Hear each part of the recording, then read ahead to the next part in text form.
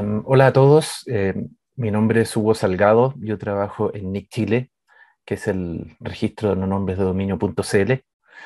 Em, esta conferencia, esta charla en realidad la quise enfocar un poco a cómo explicar cómo funciona el DNS para desarrolladores, principalmente porque me parece que es un público que no se le ha dado la importancia adecuada desde el punto de vista del DNS. Nosotros generalmente trabajamos con gente más que nada de redes o del área de sistemas, pero considero que siempre que es muy importante que desde el punto de vista de los desarrolladores se conozca cómo funciona el DNS, derribar ciertos mitos que muchas veces se ha enseñado el DNS de cierta forma, era lo clásico en los años 80 del siglo pasado, y ahora hay bastantes cambios y es muy importante, considero que cualquier persona que trabaje en investigación, perdón, en temas de informática, sepa lo mínimo de un DNS moderno.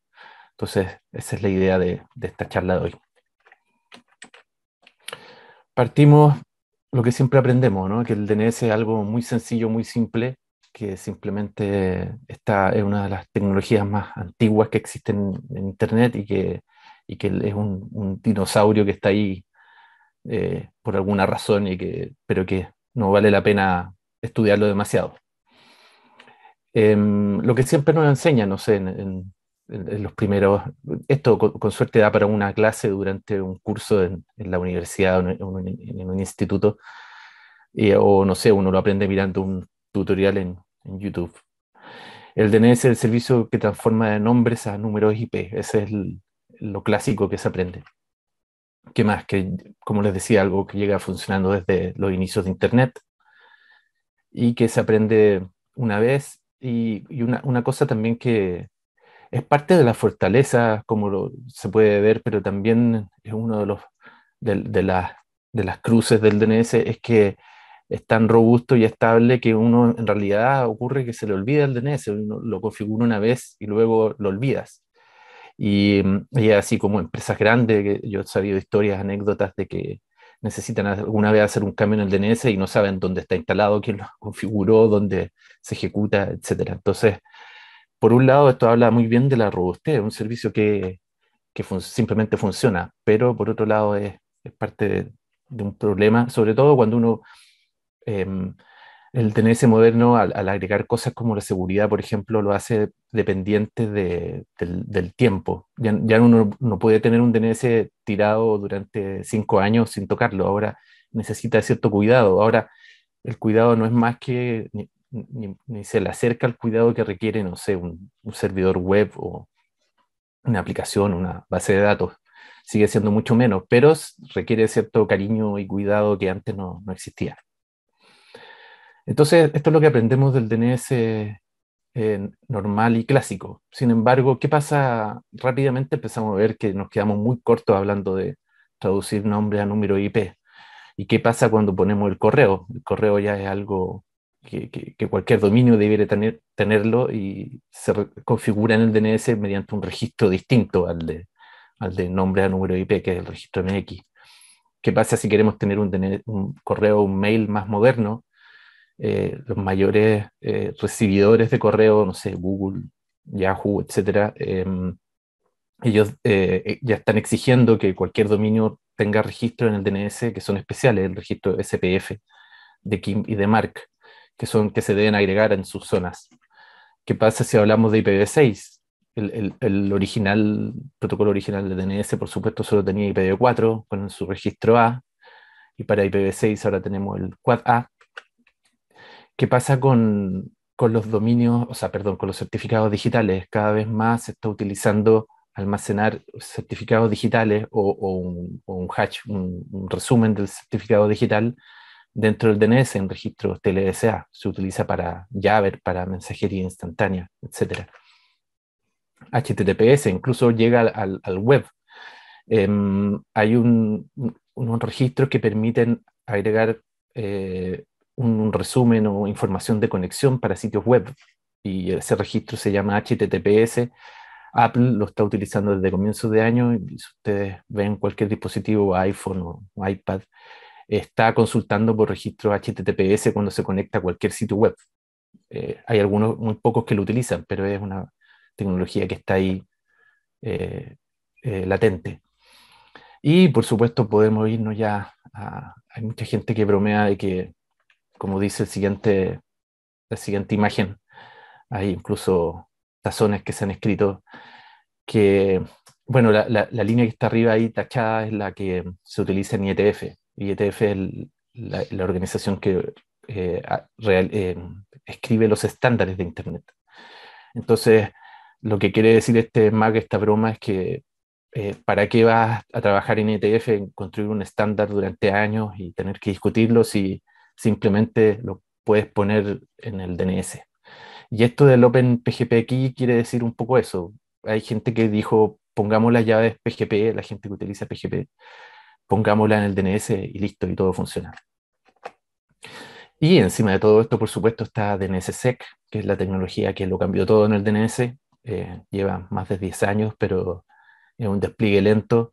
Como sabemos, todo cambio en Internet es lento, tiene que ser gradual y con mucho cuidado, y las bromas se han hecho de que es como cambiar las ruedas, los neumáticos a un automóvil mientras está andando. Yo he visto que se puede, he visto videos donde lo hacen, y en Internet es un poco eso.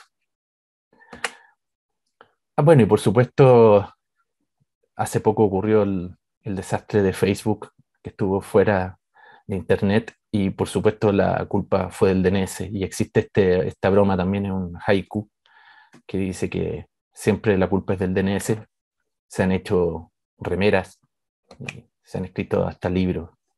Bueno, son libros falsos, pero en el fondo lo que quiero decir acá es que el DNS es una tecnología tan de base, tan de bajo nivel en el sentido que de la infraestructura, que muchas veces la gente, los desarrolladores, y para qué vamos a hablar del público final, se olvida que existe el DNS. Y cuando ocurre algún desastre, eh, revisa todo lo posible, menos lo que es lo más obvio que pudiera, o sea, perdón, lo más obvio que siempre anda, pero que a veces puede tener problemas. Entonces, bien, ¿qué es lo que sería el DNS? Acá no quiero aburrirlos con una explicación, eh, la típica de qué es lo que es el DNS. Me quiero enfocar en un concepto que yo creo que es muy importante tenerlo claro, sobre todo cuando uno no está directamente en estas áreas, pero que es muy importante que los conozca, que es la distinción entre el DNS autoritativo y el recursivo. Como sabemos, el DNS es algo jerárquico que parte en su organización, parte de una delegación de autoridad desde la raíz del DNS hacia abajo. Se habla que es un árbol invertido. Entonces, como vemos acá, tenemos que arriba de todo está la raíz del DNS, que se representa con un punto, que eso es administrada por una organización internacional que se llama ICANN, y luego de ahí delega en los top level domains, que se puede decir son los dominios de primer nivel, que son lo último al lado derecho, el sufijo. Ahí tenemos .ar, por supuesto, que es el de país de Argentina. Tenemos los clásicos, el com.net.org, y bueno, el .lea que se usa para este sitio web. A su vez, cada una de las niveles puede subdelegar y es responsable y tiene la autoridad para hacerlo dentro de su jurisdicción, en el fondo. Entonces, .com se divide de una forma distinta a .ar y a cualquier otro TLD. Y lo más importante acá también es que cada uno de ellos va siendo responsabilidad del hijo, cómo administra su parte del árbol. Y si llegamos acá abajo a cisarmi.com.ar, es la organización acá a cargo la que decide cómo subdividir y qué nombres poner ahí, y cómo administra su DNS en el fondo, siempre respetando el protocolo básico. Ese es el lado autoritativo. El lado recursivo, que es el que ve el cliente final o el usuario último del DNS, es un spider, lo quise poner así, un poco simulando como se usa en web, que es el que recorre el árbol DNS y le responde finalmente al usuario último. Entonces el usuario último, que en este caso es esta abuela que está ahí, ella, para el usuario final el DNS es el recursivo, es quien recorre el árbol de DNS. A ella no le importa quién administra nada de esto, lo que quiere es tener una respuesta de dónde está cisarmi.com.ar. Y es el recursivo, el DNS resolver, el que tiene la responsabilidad de recorrer y llegar a la respuesta final.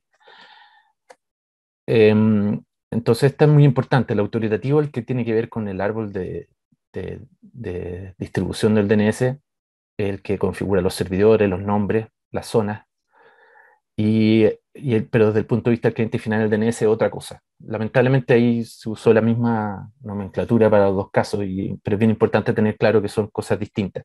En el lado derecho tenemos a los humanos, por así decirlo, los más cercanos a la gente final, pese a que en el lado autoritativo también hay humanos, pero un poco más nerds. Eso es todo. Ahora, ¿qué les quiero contar del DNS moderno? Primero partamos por derribar ciertos mitos que existen del DNS.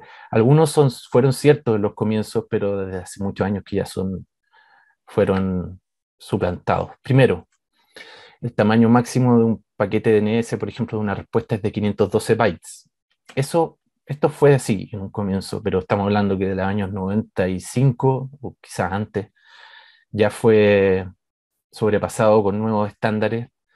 El estándar eDNS, que son las extensiones del DNS que se hicieron en esos años, habla de un máximo teórico de 64 kilos en un paquete UDP, lo cual es posible llegar ahí, pero va a ocurrir ciertos problemas ya ahí ya de transmisión dentro de las redes. Y actualmente el recomendado es de 1232 bytes, lo cual es suficiente para el 95% de la información que hay dentro del DNS. Por supuesto, hay gente que dentro del DNS se le puede ocurrir poner miles de cosas y en algún momento va a pasar de eso, pero 512 bytes de ninguna manera ya está obsoleto. Relacionado con esto, existe mucha gente que opina que el DNS solamente utiliza UDP y esto es algo que no fue así ni siquiera desde sus comienzos. El primer RFC habla de permitir TCP. Lo que pasa es que UDP es utilizado en un 90 y, bueno, cada vez más se utiliza TCP, pero igual estamos hablando de bajo dos dígitos de porcentaje, no sé, un 8%, incluso menos, de utilización de TCP. Entonces, pero es muy importante para la gente de ustedes que configura autoritativos o servidores DNS, que siempre hay que tener activo el TCP. El TCP es en este momento algo fundamental, sobre todo porque, por ejemplo, al pasarse de los 1232 bytes es requisito utilizar TCP e incluso ahora hay nuevas tecnologías que utilizan TCP por debajo, por ejemplo, TLS, que es DNS sobre TLS, tener un canal cifrado. HTTPS también utilizar los servidores web con HTTPS para transportar DNS. E incluso hay cosas sobre Quick, que es esto que utiliza el HTTP3. Entonces es muy importante quitarse de la cabeza que es solo UDP. Otro mito, si el DNS primario no responde, se pasa al secundario. Esto ocurre porque desde el punto de vista de los autoritativos, uno dispone de varios DNS que responden por la misma nombre, pero existe esta idea de que solamente uno es el primario y el otro son backup, en el fondo. Y eso no es así. Todos deben responder al mismo tiempo.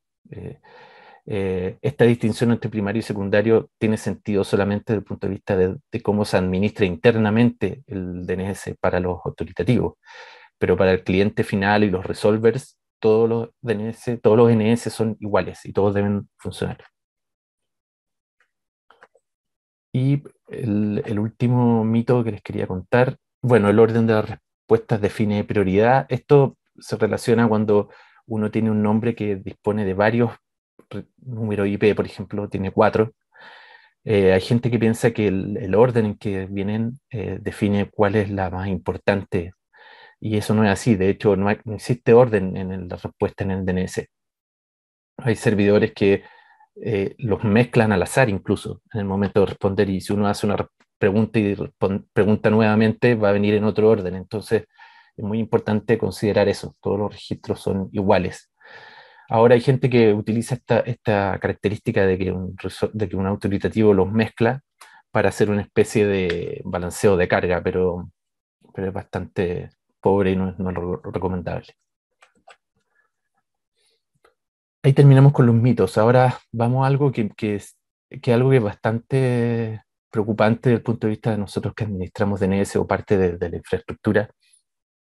que es que hay ciertos lugares, sobre todo sitios web o formularios de validación, JavaScript, no sé, que hacen validaciones bastante extrañas de lo que es un nombre de dominio válido. Y aquí quería explicarle un poco las complejidades que tiene y darle alguna sugerencia o consejo. Em, Se han visto barbaridades de este estilo. Bueno, discúlpeme por la expresión regular, pero en el fondo que considera que un nombre de dominio válido es cualquier cosa que tenga 100 caracteres y luego termine en .com, .net.org y dos caracteres queriendo atrapar todos los TLD, o sea, perdón, los países como .ar. Esto está terriblemente malo. Hay iniciativas que organiza, por ejemplo, ICANN, que es este organismo que maneja la raíz de cómo llevar adelante y romper estos mitos para que la gente se acostumbre a validar como corresponde. Ahora hay nombres de dominio que son muchísimo más largos de 2 caracteres, estamos hablando de 15 caracteres. Los top level domains son de 15, que tienen caracteres fuera del ASCII, etcétera. Entonces les quiero explicar qué es lo que dice el protocolo, qué es lo que es un nombre de dominio de primer nivel. Es cualquier cadena de caracteres ASCII de máximo 63 caracteres, no comienza ni termina con el guión al medio, eso es una restricción del protocolo, y no tiene 2 guiones seguidos en tercera y cuarta posición. Esto es básicamente un nombre de dominio correctamente fabricado, un nombre de primer nivel. Bajo el primer nivel ya depende un poco de la organización que está a cargo. Entonces, ahí hay restricciones que puede poner cada organismo, tiene el privilegio de hacerlo. Hay que tener ojo, como les decía, con los nombres internacionalizados, cuyo término es el IDN. Por ejemplo, acá tenemos el punto, no sé cómo se pronuncia eso, pero eso lo usa la gente de China, el punto CN, que es el TLD clásico de China. Rápidamente ellos fueron uno de los primeros en utilizar el nombre en sus propios caracteres. Y una cosa importante es que en el protocolo, en bajo nivel, no existen los caracteres IDN, sino que todo se transforma mediante un algoritmo a nombre ASCII. Entonces, aquí viene la explicación por qué no se permiten guiones en tercera y cuarta posición, es porque son reservados. Entonces, desde el punto de vista de la presentación, uno debería permitir que los usuarios inscriban nombres con sufijo que utilicen Unicode fuera del ASCII. Pero siempre hay que tener presente que en el bajo nivel, cuando esto se resuelve, se transforma. Ahí hay librerías que son bastante ya antiguas y utilizadas, hay una que se llama libidn, que les ayuda a hacer este tipo de transformaciones. Ahora, como les decía, desde el segundo nivel hacia abajo ya depende de cada padre, pero siempre tienen que tener cuidado de no romper el protocolo básico. Em, Ahora les quería contar, hay un proyecto que es bastante útil cuando uno quiere ser un poco más estricto y no quiere quedarse con esa validación que igual es un poco relajada. Existe un proyecto que se llama la Public Suffix List, que lo que hace es tener la lista completa de los TLD actualizada, entonces ustedes pueden hacerlo calzar ahí, y además mantiene distinciones administrativas en segundo y tercer nivel. Por esto que yo les decía, alguien que vive en otro país puede no saber que .ar maneja subdivisiones al segundo nivel, por ejemplo, que existe con .ar, que es distinto a net.ar. Hay otros lugares donde esto no existe, y por ejemplo, en nuestro caso en .cl, nosotros no tenemos esa división, está todo en el segundo nivel. Entonces, este proyecto de la Public Suffix List lo hace para todos los dominios del mundo, entonces es bastante útil. Lo utilizan navegadores, por ejemplo, para hacer distinciones de cookies, de distintas funciones. Las autoridades certificadoras también utilizan la PSL. Por ejemplo, si yo quiero crear un certificado de estos wildcards que sirven para todo un dominio, las autoridades verifican que en la PSL no haya alguna restricción, porque, por ejemplo, alguien podría pedir un wildcard para com.ar. Y además existen librerías en distintos lenguajes que ya vienen preparadas, que utilizan la PSL por debajo. No es necesario que ustedes descarguen esta lista y ni la parseen ni nada, sino que pueden utilizar una librería. Y ahí hay mucha más información. Ahora, ¿cómo utilizar consulta al DNS? Por ejemplo, si ustedes en su aplicación o en su sitio web necesitan resolver nombres, mis recomendaciones son utilizar siempre el resolver del sistema operativo, principalmente porque el resolver DNS es complejo. Hay montones de casos de borde y montones de protocolos que seguir y existen implementaciones de autoritativos que son bastante extrañas. Entonces, los resolvers famosos o conocidos tienen dentro todo este conocimiento y saben resolver casos extraños que alguien cuando lo hace quizás muy puro siguiendo el protocolo no se da cuenta. Les recomiendo una librería, perdón, una interfaz de programación que es moderna que se llama GetDNS. Más adelante lo cuento más en detalle. Como les decía, es mala idea reinventar un resolver propio.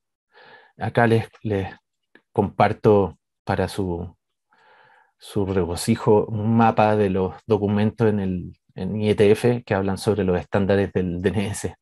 Por supuesto no se ve bien, pero de izquierda a derecha se van viendo los años hasta llegar al 2020 o algo así, de todos los documentos que tienen alguna relación con el DNS y las líneas indican sus requisitos, entonces unos dependen de otros.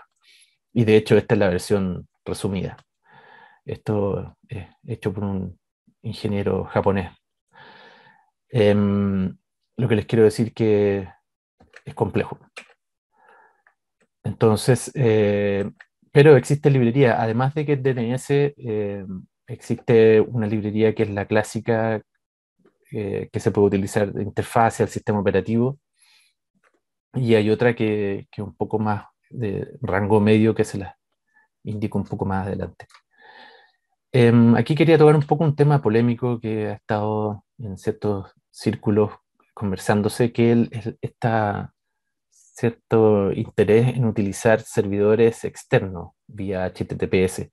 Y hay ciertas aplicaciones que hacen eso, que se saltan el resolver propio del sistema operativo y utilizan uno externo conectándose directamente. Y eso es una muy mala idea, porque en el fondo hay que respetar la configuración que tiene el cliente final, el usuario, sobre todo porque no sabemos si el usuario, por ejemplo, puede utilizar una tecnología que se llama Split Views, que por ejemplo tiene ciertas respuestas internas dentro de su empresa o dentro de su familia, y saltarse el DNS propio hace romper esta organización. También existen filtros de seguridad y privacidad que uno puede tener en su casa. Por ejemplo, yo tengo hijos pequeños y yo tengo filtros de seguridad y de privacidad. Y estas aplicaciones que se saltan este sistema no son bien vistas y esperemos que no proliferen. Quería contarle un poco más en detalle lo de GetDNS, que fue lo que conté, lo que introduje un poco anterior. Esto permite tener acceso a cosas más modernas del DNS y más internas. Si ustedes necesitan llegar a este nivel de detalle, es muy recomendable. Por ejemplo, con GetDNS yo puedo hacer múltiples requests, pedir más de un registro, puedo pedir que se valide seguro con DNSSEC, o puedo incluso pedir que me retorne las firmas y las llaves.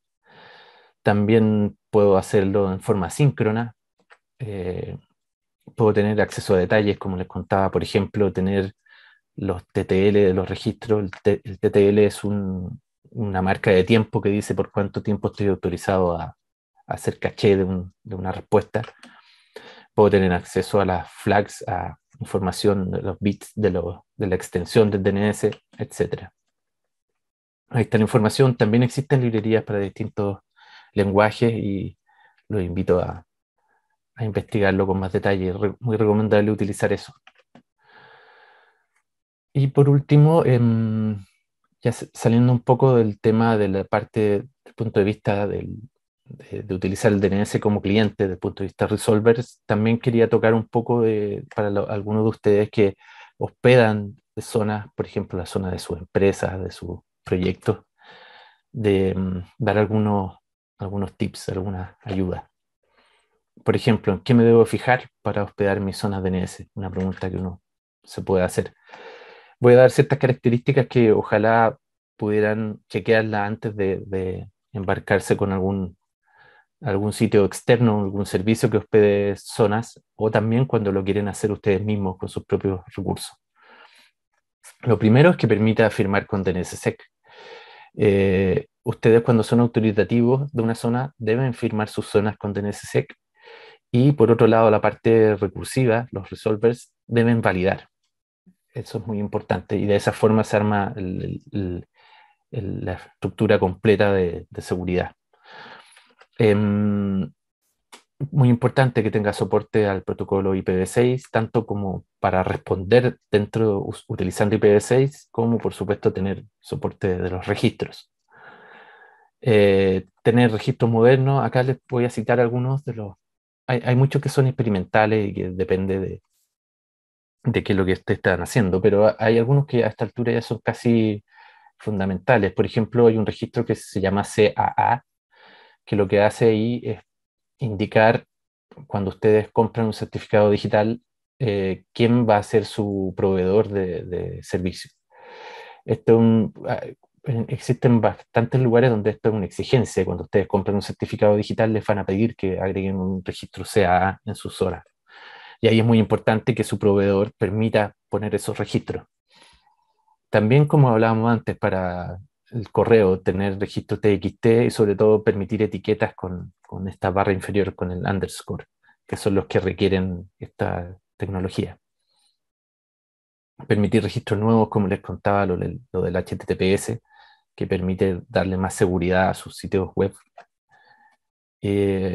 Como les contaba, registros que permiten hacer comunicación segura y compartir certificados digitales, por ejemplo, Jabber, que es este protocolo abierto de mensajería instantánea. Y bueno, también certificados digitales para múltiples usos, como el TLSA. Y por último, ojalá, es muy importante considerar más de alguna empresa, más de una, perdón. El DNS fue desde sus comienzos pensado para ser altamente distribuido y algo que está dentro del diseño. Entonces, esto hay que aprovecharlo. Muchas veces la gente por comodidad o por desconocimiento pone todos sus huevos en la misma canasta y aunque yo utilice un servicio externo famoso y muy conocido, ese servicio se puede caer, sufrir un ataque de negación de servicio. Eso ha ocurrido muchas veces y con eso arrastra a todos los servicios que lo utilizan.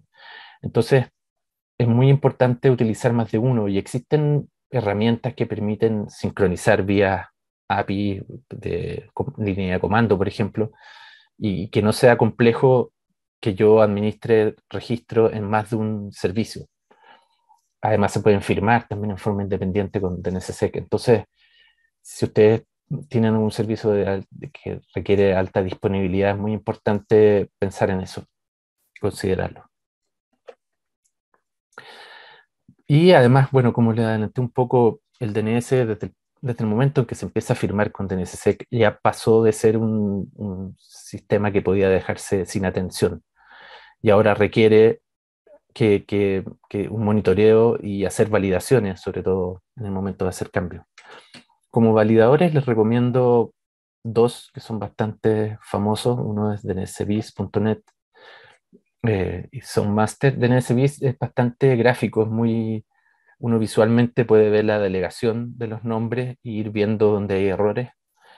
Soundmaster es más de texto, pero Soundmaster es muy específico y muy estricto. De hecho, les recomiendo que si aparecen errores no se asusten porque es mucho más estricto de lo que es práctico. Entonces, revíselo con cuidado, pero sin embargo ayuda porque indica muchos errores que otros validadores no lo atrapan. Eh, en el sentido de monitoreo, ahí yo no quiero hablar de soluciones, se puede integrar a cualquiera de las que ustedes ya utilizan, no sé, para hablar cosas open source, si ustedes utilizan Zabbix o Nagios, etcétera, todos tienen sus módulos para tener DNS y es muy importante agregarlo ahí, que verifiquen nombres, que revisen firmas para no expirar, etcétera. Bueno, y existen muchos monitoreos también de servicios externos. Y por último, este tip es algo muy simple, pero que muchas veces se olvida. Si ustedes hospedan sus propias zonas, sus propios nombres, recuerden que el DNS es muy sensible al tiempo. no es como que yo hago un cambio en mis servidores primarios y automáticamente eso va a estar replicado en todo Internet. Siempre hay que pensar que yo cuando hago un cambio hay una cantidad de tiempo que puede ser minutos, horas o incluso días en que esto se propague al resto de Internet. Y hace poco hubo un desastre con la gente, por ejemplo, de Slack, de este mensajería, eh, porque ellos olvidaron esto, hicieron un cambio y olvidaron que los resolvers en el mundo, los sistemas operativos y los dispositivos tienen derecho a recordar cosas del DNS sin volver a consultarlas. Entonces, ocasionó un desastre que estuvieron fuera desde ciertos lugares de Internet durante hasta casi un día. Entonces, es muy importante recordar eso y por lo mismo, cuando ustedes quieran hacer un cambio importante, recuerden los TTLs y una técnica que se recomienda bastante es que, por ejemplo, en una situación estable, dejar los TTL en 12 horas o en un día, que eso permite balancear la carga versus la disponibilidad. Pero cuando vayan a hacer un cambio importante, recuerden, no sé, 2 días antes o 3 días antes, bajarlo de los TTL. Eso es algo que ustedes controlan. Lo pueden bajar, por ejemplo, a 1 hora o a 30 minutos, lo cual les va a ocasionar más carga y más inestabilidad durante unos días, pero eso les va a permitir, por otro lado, hacer cambios mucho más rápido y cambios y además volver atrás en caso de errores. Entonces es muy recomendable hacer eso. Y una vez que ya terminaron y que se ve todo estable, volver a los TTLs largos. Em, aquí les dejé una imagen de cómo se ve en DNSBIS. Acá hay un nombre de dominio, por ejemplo, y se ve la delegación desde la raíz, desde CL hasta el nombre final, y les muestra cómo se ve esto con algunas advertencias, incluso ahí con mayor detalle. Eso es todo. Como ven, hay mucho para hablar del DNS. Quise, en el fondo, enfocarme en temas de desarrollo. Espero no haberlos abrumado con información. Dejé enlaces a todo lo que se podía para que ustedes buscaran más detalle. Y por supuesto, invitarlos a que cualquier duda que tengan me pueden escribir por correo. Ahí está mi handle de Twitter. Y invitarlos también a un grupo de trabajo, a que existe un grupo de operadores de redes de Latinoamérica y el Caribe, el ACNOV, en el cual hay un grupo de trabajo de DNS donde hay varios expertos que todos están dispuestos a ayudarlo en cualquier problema que tengan. Ahí los invito a inscribirse en una lista de correo y también un Discord para mayor flexibilidad y agilidad. Eso es todo, estoy ahora disponible para preguntas. Gracias.